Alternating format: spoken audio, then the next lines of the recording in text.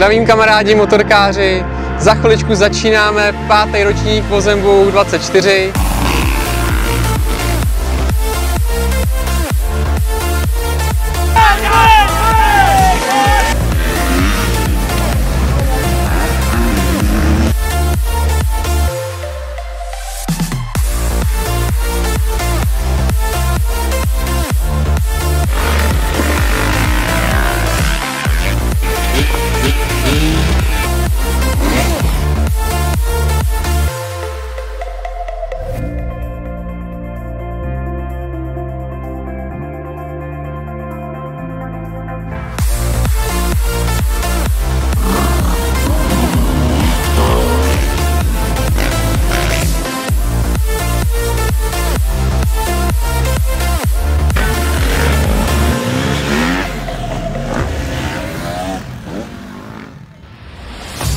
Trať je nachystaná, je tam brutální žolík, bažina, říká tomu polňáková bažina, tam je prostě kubíků hromady vody.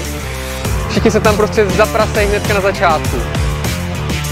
Tak panstvo, právě se nacházíme v žolíku, jak vidíte, tak je mnohem delší než předtím. Jsou tady obří gumy, 2x pískoviště, tamhle se vyskakuje ze stodoly, mezi tím jsou další překážky z gum.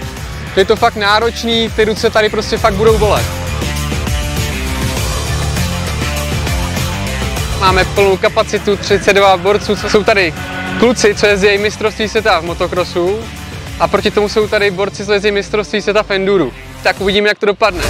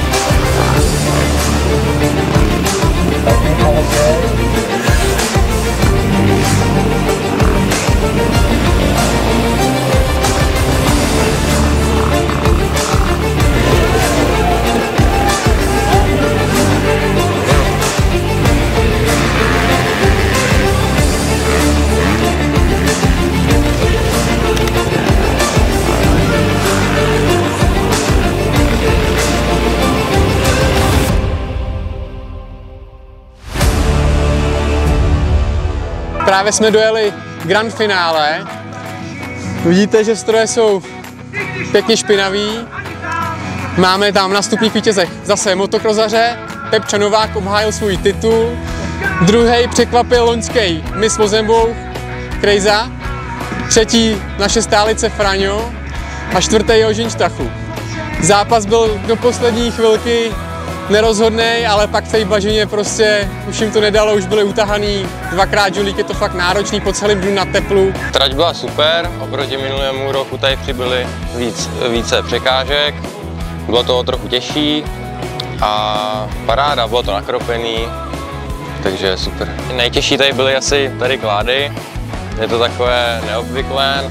Trať dneska byla těžká, až hodně těžká mně přišlo. Oproti loňskému roku tady udělali dost změn. Největší změnou asi pro mě byla ta kaluž, tak ta byla z rána dost těžká, ale pak, když to zalili vodou, tak to vypadalo nebezpečně, ale udělala se jedna kolej a bylo to dobré. A oproti jiným závodům tady je asi to, že to je rozdělený na enduro a motocross. Já jsem spíš motocrossový jezdec, to enduro jsem tady jel loni poprvé, tak mě dost vyškolilo, dneska taky, ale dalo se to nějak a dopadlo to na jedničku. Snad jsou všichni spokojení, diváků bylo hafo, tak doufám, že přijdete i příští rok.